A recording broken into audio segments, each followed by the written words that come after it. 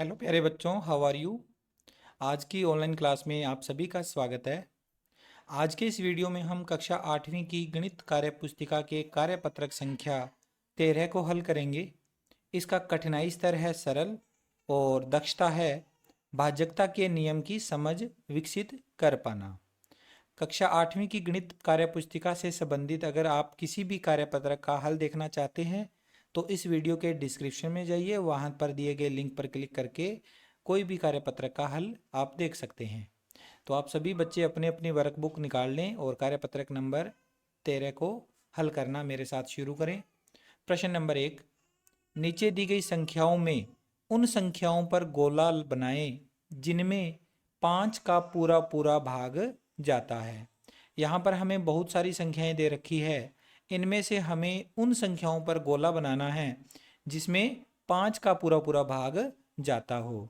तो 5 की भाज्यता अगर आपको पता है, 5 की भाज्यता का नियम क्या होता है, तो आप बड़े आसानी से यह सवाल कर सकते हैं।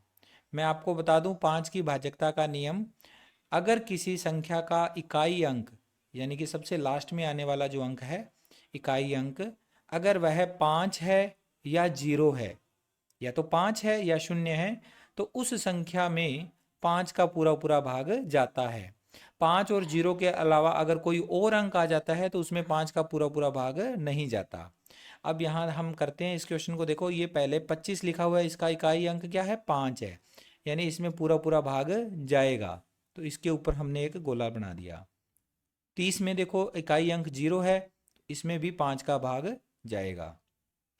इसका इकाई अंक 4 है, 5 का भाग नहीं जाएगा। इसका इकाई अंक 8 है, यहाँ भी 5 का भाग नहीं जाएगा। इसका इकाई अंक 8 है, 5 का भाग नहीं जाएगा। इसका इकाई अंक 5 है, यानी इसमें 5 का पूरा पूरा भाग जाएगा, तो गोला बना दिया। ऐसे ही यहाँ पर भी इकाई अंक 5 होने के कारण पूरा पूरा भाग जाएगा। इकाई अंक 0 है तो इसमें भी 5 का पूरा पूरा भाग जाएगा। इसका इकाई अंक 2 है, 5 का भाग नहीं जाएगा। इस पर भी 5 का भाग नहीं जाएगा क्योंकि इकाई अंक 4 है। 75 में इकाई अंक 5 है तो इसमें भी 5 का पूरा पूरा भाग जाएगा। 83 में भाग नहीं जाएगा क्योंकि इकाई अंक 3 है। 95 में 5 का पूरा पूरा भाग जाएगा क्योंकि इकाई अंक इसका 5 है। ऐसे ही 70 में भी भाग जाएगा, इसमें नहीं जाएगा, इसमें 55 में जाएगा, यहाँ भी नहीं जाएगा, यहाँ भी नहीं जाएगा, इसमें भी नहीं जाना। 90 में 5 का भाग पूरा पूरा चला जाएगा। इसके अलावा बाकी के नंबर हैं उनमें 5 का भाग नहीं जाएगा। ठीक है, पहला प्रश्न हो गया। इसके बाद इसका दूसरा प्रश्न, नीचे दिए गए रिक्त स्थानों में एक ऐसा अंक लिखें ताकि संख्या 10 से विभाज्य हो जाए। 10 से विभाज्य होने के लिए हमें इसका ये जो खाली स्थान है वहां पर एक अंक लिखना है। तो 10 से विभाज्य वो संख्याएं होती है बच्चों जिसका इकाई अंक 0 हो या 0 हो, 0 हो। ठीक है, तो यहाँ पर इकाई अंक क्या है, यहाँ हमें खुद बनाना है इकाई अंक, तो हम खुद कौन सा अंक लिखेंगे, यहाँ पर 0 लिखेंगे। ठीक है, अब यहाँ इकाई अंक तो पहले से ही 0 दिया हुआ है, तो यहाँ पर हम कोई भी अंक लिख दें, 1 2 3 4 5 6 7 8 9 और 0, उनमें से कोई भी अंक लिख दें, संख्या में 10 का पूरा पूरा भाग जाएगा ही जाएगा। तो अपनी मर्जी से आप कोई भी एक अंक लिख दो, जैसे मैंने यहाँ 3 लिख दिया, आप चाहो तो कोई भी और दूसरा अंक भी लिख सकते हो, 0 भी लिख सकते हो, 1 से लेकर 9 तक कुछ भी लिख सकते हो।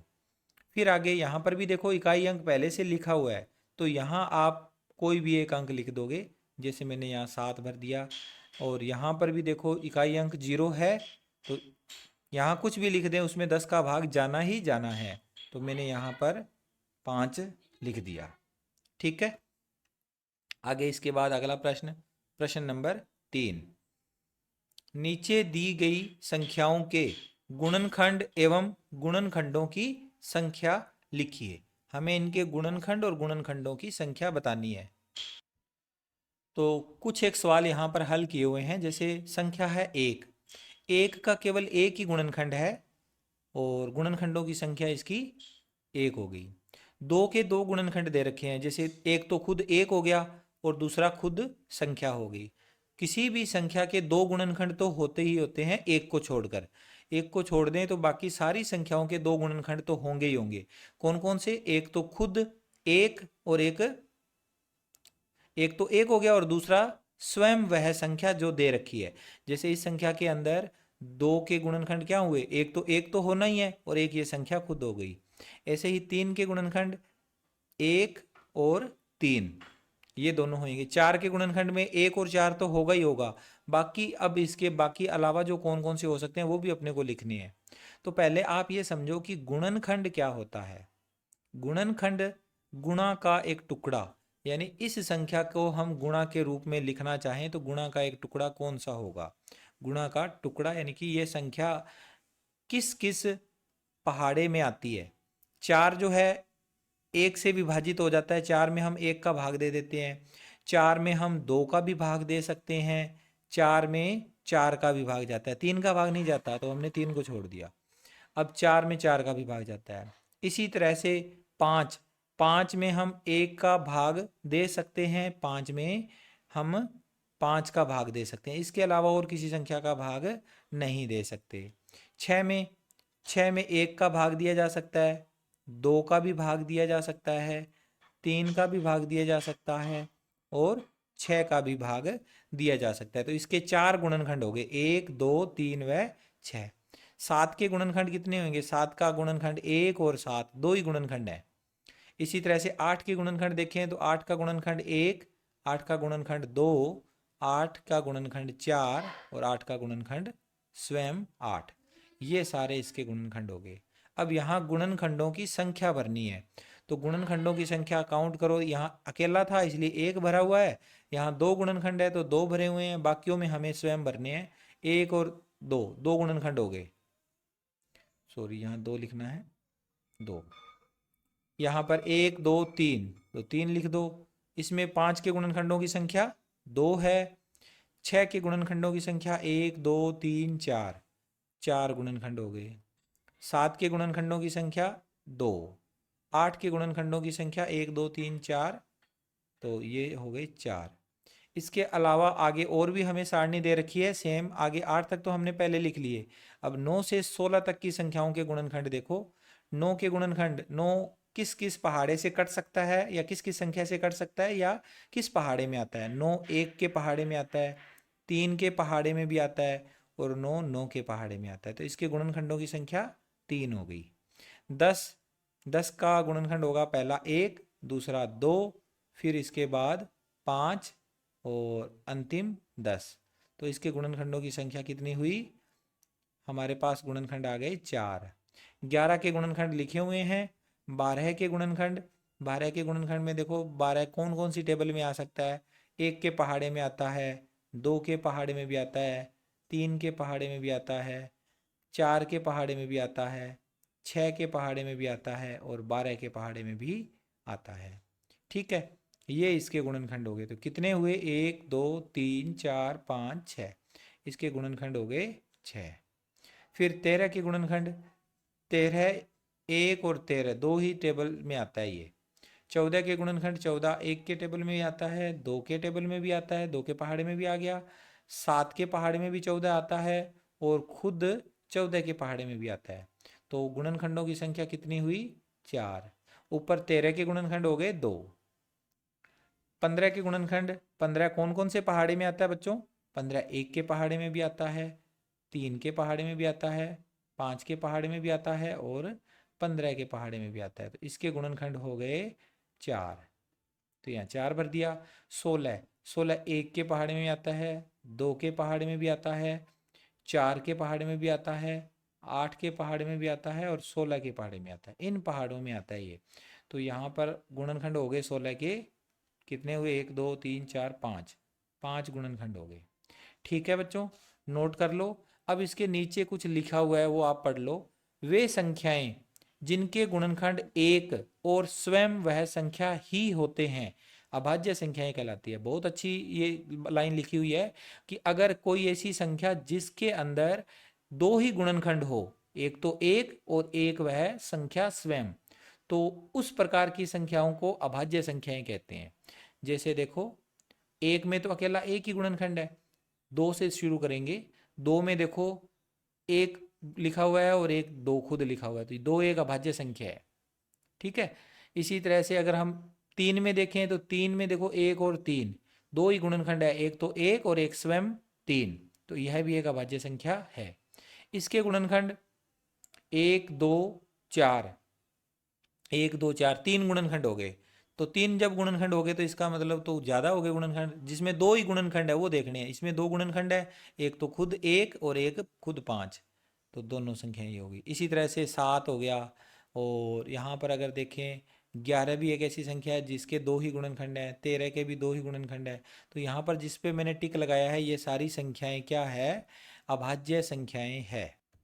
इसके बाद अगली लाइन देखो क्या लिखा है, वे संख्याएं जिनके 2 या 2 से अधिक गुणनखंड होते हैं भाज्य संख्याएं कहलाती है। 2 या 2 से अधिक गुणनखंड होते हैं, अलग अलग गुणनखंड होने चाहिए एक के अलावा। तो यहाँ देखो बाकी जो बच गए, इसके 2 से अधिक हैं गुणनखंड, इसके भी 2 से अधिक हैं, इसके भी 2 से अधिक हैं, तो ये वाली जो संख्याएं हैं 4 6 8 9, 9 में भी देखो 2 से अधिक गुणनखंड है, 10 12 14, इनमें सारों में 2 से अधिक गुणनखंड है। तो इन संख्याओं को क्या बोलेंगे, भाज्य संख्याएं। तीसरा, संख्या 1 न तो भाज्य संख्या है और न ही अभाज्य संख्या है, भाज्य संख्या भी नहीं है ये और अभाज्य संख्या भी नहीं है। ठीक है, तो इन संख्याओं के बारे में आपको इस तरह से ध्यान रखना है, कौन सी भाज्य होती है कौन सी अभाज्य होती है, क्योंकि अगला जो प्रश्न है हमारा इसी तरह का ही है। तो यहाँ से 1 से 16 तक की संख्याओं के बारे में आपको पता चल गया होगा। अब हम अलग अलग इनको देखते हैं, हमारे पास किस प्रकार की संख्याएं हैं। चौथा प्रश्न, भाज्य संख्याओं पर गोल घेरा लगाइए। भाज्य संख्याओं पर हमने गोल घेरा लगाना है, तो भाज्य संख्याओं पे लगाते हैं गोल घेरा। भाज्य संख्याएं वो संख्याएं जिनके 2 से अधिक गुणनखंड होते हैं, तो एक को इंक्लूड नहीं करना होता। 2 और 3 अभाज्य संख्याएं हैं। 4, 4 एक भाज्य संख्या है क्योंकि 4 के गुणनखंड में 1 2 4 3 गुणनखंड होते हैं। ऐसे ही 6 के भी 2 से अधिक गुणनखंड होते हैं। 7 के नहीं होते, 8 के 2 से अधिक गुणनखंड होते हैं, 9 के भी होते हैं, 10 के भी होते हैं। तो हमने इनके ऊपर घेरा लगा देना। 11 केवल 1 और 11 के टेबल में ही आता है, इसके और कोई गुणनखंड नहीं होते। 12 के बहुत सारे गुणनखंड हैं, 13 के 2 ही गुणनखंड है, तो यह अभाज्य संख्या है। 14, 14 क्या है, एक भाज्य संख्या है क्योंकि इसमें 1 2 7 और 14 4 गुणनखंड है। 15 के भी अभाज्य संख्या नहीं है, ये भाज्य संख्या है क्योंकि इसके गुणनखंड 1 3 5 और 15 है। 16 के भी काफ़ी सारे गुणनखंड हैं। 17 के कोई गुणनखंड नहीं है, अच्छा सॉरी 2 ही गुणनखंड है, 1 और 17, तो यह एक अभाज्य संख्या है। 18 अलग अलग पहाड़ों में आती है ये संख्या। 19 किसी पहाड़े में नहीं आती, खुद के पहाड़े में आती है और एक के पहाड़े में आती है, तो यह एक अभाज्य संख्या है। इसी तरह से 20 21 ये मतलब क्या है, संख्याएं अभाज्य नहीं है, भाज्य है। 23 को आपने किसी और पहाड़े में नहीं देखा होगा। एक के टेबल को अगर हम 23 तक पढ़ेंगे तो 23 आएगा, और 23 के टेबल में पहले नंबर पे 23 आता है, और किसी पहाड़े में ये नहीं आता। तो यह एक अभाज्य संख्या है। सॉरी, हमने यहाँ पर गोला नहीं लगाना। तो इसके बाद 24, 24 2 के पहाड़े में भी आता है, 6 के पहाड़े में आता है, 4 के पहाड़े में आता है, 8 के पहाड़े में आता है, 12 के पहाड़े में आता है, तो यह एक भाज्य संख्या है। 25 5 के पहाड़े में भी आता है, और 1 के पहाड़े में भी आता है, 25 के पहाड़े में भी आता है, तो 2 से अधिक हो गए ना गुणनखंड, तो यह एक भाज्य संख्या है। 27 और 26 देखो, 26 2 के पहाड़े में आता है, 13 के पहाड़े में आता है, 26 के पहाड़े में आता है, तो 2 से अधिक गुणनखंड होने के कारण यह भी एक भाज्य संख्या है। 27 में 2 के पहाड़े में भी आता है ये, सॉरी 3 के पहाड़े में आता है, 9 के पहाड़े में आता है, 27 के पहाड़े में आता है, 1 के पहाड़े में आता है, तो अधिक से अधिक ये 4 पहाड़े में आता है, तो इसलिए यह एक भाज्य संख्या है। 28 2 के पहाड़े में, 1 के पहाड़े में, 2 के पहाड़े में, 7 के पहाड़े में, 4 के पहाड़े में, काफ़ी सारे पहाड़ों में आता है ये, यानी उनसे ये डिवाइड हो जाता है। 29 किसी से डिवाइड नहीं हो पाता, 29 29 से ही होता है और 1 से होता है, तो यह एक अभाज्य संख्या, इस पे गोला नहीं लगाएंगे। 30 पे गोला लगा देंगे क्योंकि 30 एक भाज्य संख्या है। 30 2 के पहाड़े में, 10 के पहाड़े में, 3 के पहाड़े में, बहुत सारे पहाड़ों में आता है। 31 किसी भी पहाड़े में नहीं आता, खुद के और एक के पहाड़े में से ही कटता है ये। अब 32 बहुत सारे पहाड़े में आता है, तो 32 पे गोला लगेगा। और 33 11 के पहाड़े में, 3 के पहाड़े में और 1 के पहाड़े में, 33 के पहाड़े में आता है, तो यह भी एक भाज्य संख्या है। 34 2 के पहाड़े में, 17 के पहाड़े में और इन पहाड़ों में आता है, इसलिए यह भी एक भाज्य संख्या है। 35 5 के पहाड़े में, 7 के पहाड़े में आता है, तो इसलिए यह भी एक अभाज्य संख्या नहीं है, भाज्य संख्या है। 36 भी भाज्य संख्या है, 2 के पहाड़े में, 9 के पहाड़े में, 4 के पहाड़े में, बहुत सारे पहाड़ों में आता है ये। 37 किसी भी टेबल में नहीं आता, तो यह एक अभाज्य संख्या है। 38 19 के पहाड़े में आता है, 2 के पहाड़े में आता है। 39 3 के पहाड़े में, 13 के पहाड़े में, 39 3 के पहाड़े में, 13 के पहाड़े में और इसके अलावा 39 और 1 के पहाड़े में आता है। 40 1 के पहाड़े में, 2 के पहाड़े में, 4 के पहाड़े में, 10 के पहाड़े में और भी बहुत सारे पहाड़ों में आता है, इसलिए यह संख्या भी एक भाज्य संख्या है। 41 किसी से भी डिवाइड नहीं हो सकता, ये किसी भी टेबल में नहीं आता, खुद की टेबल में आता है और 1 की टेबल में आता है, तो यह एक अभाज्य संख्या है। ऐसे ही अगर हम 42 को देखें तो 42 भी बहुत सारे टेबल्स में आता है, बहुत सारे अंकों से यह डिवाइड हो सकता है, इसके काफ़ी सारे गुणनखंड हैं, तो यह भी एक भाज्य संख्या है। 43 एक अभाज्य संख्या है। 44 इसी तरह से आगे भाज्य संख्या हो जाएगी।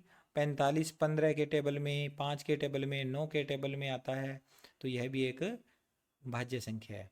46 2 के टेबल में, 23 के टेबल में, 46 के टेबल में आता है, यानी कि एक और 46 के अलावा बाकी और भी इसके पहाड़े में आता है ये, तो इसलिए यह एक भाज्य संख्या है। 47 किसी भी टेबल में नहीं आता, यह एक अभाज्य संख्या है। फिर 48 भी बहुत सारे टेबल्स में आता है। 49 भी आता है। 49 7 के पहाड़े में, 49 के पहाड़े में, 1 के पहाड़े में आता है। 50 2 के पहाड़े में, 5 के पहाड़े में, 10 के पहाड़े में, यानी कि बहुत सारे अंकों से ये डिवाइड हो सकता है, तो यह भी एक भाज्य संख्या है, तो इस पर भी हम गोला लगा देंगे। 51 जो है वो किस टेबल में आएगा? 17 के टेबल में आएगा, 3 के टेबल में आएगा और 51 के टेबल में आएगा और 1 के टेबल में आएगा, तो यह भी एक भाज्य संख्या है। ठीक है, आगे इसका 5वां और अंतिम प्रश्न, नीचे लिखी संख्याएं किस किस संख्या से भाज्य है? 10 पहले क्या है में देखो, 10 कौन कौन से पहाड़े में आता है वो संख्याएं आप छांट लो, तो यह संख्या 1 के टेबल में तो आती है, प्रत्येक संख्या 1 से डिवाइड होती ही है, 1 से विभाज्य है। 10 2 से भी विभाज्य है, 2 के टेबल से में भी आता है ये, 5 के टेबल में भी आता है और 5 के बाद में अंतिम ये है 10 के टेबल में भी आता है, यानी 10 से भी विभाज्य है। ठीक है, फिर इसका 16 देखो, 16 1 के टेबल से कटता है, 2 के टेबल से कटता है, 4 के टेबल से कटता है, 8 के टेबल से कटता है और अंतिम खुद से भी ये कटता है 16 से भी, तो 16 से भी डिवाइड होता है, 16 से भी विभाज्य है ये। 15 ख पार्ट में देखो, 15 1 के टेबल में, 3 के टेबल में, 5 के टेबल में और अंत में लिखेंगे 15 के टेबल में, तो 15 से डिवाइड है। 25 1 से विभाजित हो सकता है, 5 से भी हो सकता है और इसके अलावा स्वयं से यानी 25 से भी डिवाइड हो सकता है। तो ये था आपका कार्यपत्रक नंबर 13। आई होप आपको अच्छे से समझ में आया है। सारे प्रश्नों को आप वीडियो को पॉज करके रोक के नोट कर सकते हैं अपनी वर्कबुक में। मैं मिलता हूँ आपसे नेक्स्ट वीडियो में। Take care, bye bye.